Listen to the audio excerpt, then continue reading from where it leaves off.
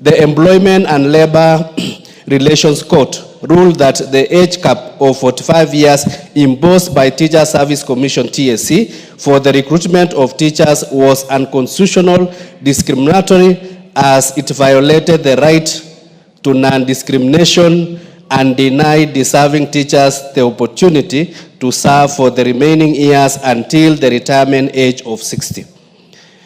The court ordered TSC to employ teachers above 45 years without age limitation.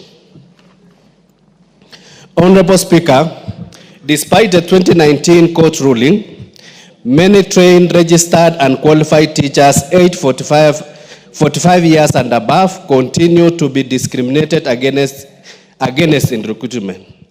This group of teachers have been continuously applying for jobs, meeting all the recruitment requirements, but are still overlooked in hiring process. This happens despite Kenya facing a severe shortage of teachers, with over 110,000 vacancies reported in 2023, including a deficit of 72,422 teachers in junior secondary school alone. Yet more than 350 qualified teachers remain unemployed, significant number being above 45 years. Their exclusion from recruitment drive has fostered despair and disillusionment, calling for affirmative action by the TSC to offer them employment opportunities before they reach the mandatory retirement age of 60. Honorable Speaker, it is against this background that I request for a statement from the chairperson of the Departmental Committee on Education on the following. I hope the chairperson is listening. Okay, yes. 1. A request on the number of registered teachers above 45 years who are currently not employed by TSC, indicating their year of graduation, year of registration, the current ages, and distribution countrywide, particularly the sub-counties within Uasin Gishu County. Yeah, and Bomet, no problem. 2, a report on the number of teachers aged 45 years that were absorbed by TSC in the recent recruitment, specifying their distribution, particularly in Uasin Gishu County. 3, efforts being made to implement affirmative action to address the plight of teachers aged above 45 years. And lastly, plans being put in place by the TSC to adjust the current recruitment framework with the aim of discouraging prolonged delays in employment and late entry into the profession. I thank you, Honorable Speaker.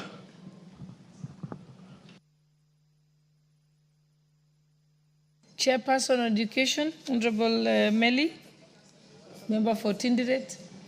You would like to say something, Honorable Muge? Okay, let's give Honorable Muge a chance. Okay. Thank you, Honorable Speaker. I'd like to make a comment, of course, thanking the Honorable DK for that very good statement sought from the Departmental Committee on Education. Honorable Speaker, I have noted with concern that the offices, the sub-county offices, TSC, do not have data, the data that Honorable DK is asking for, Honorable Speaker. Because you cannot be in a country where you have teachers trained and teachers registered through TSC, and when asked to give details of the graduation years of teachers in those sub-counties, you're not able to give, Madam Speaker. It is a very bad show in terms of record keeping and in terms of proper planning in this country. Honorable Speaker, if the details of the records were available, we would be comfortable saying this institution knows how many teachers graduated when and how old they are, and they will be able to use that information to actually inform the decisions that are being made going forward. So we want to ask, Honorable Speaker, that that information be made available so that better and proper decisions can be made. Because without data, you can hardly make a proper decision. Thank you, Madam Speaker. Thank you. Response from the chairperson. Honorable Kamuren, you want to say something? I'll give one more person before I let you respond as chairperson. Honorable Kamuren. Madam Speaker, I want to make it to... Thank you, Madam Speaker, but the goodness is that Kamuren comes from Baringo and I come from Kericho, and I think our fathers actually were confined to those areas, Madam Speaker. Madam Speaker, I want to support what DK has mentioned. This one, Madam Speaker, should not be confined only to a Singishu or Soy. This is a national issue which is affecting all the teachers, especially those who are above 45 years, Madam Speaker.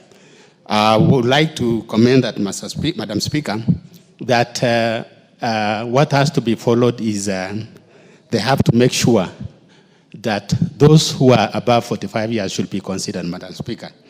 So that is my comment, Madam Speaker. Thank you, Madam Speaker.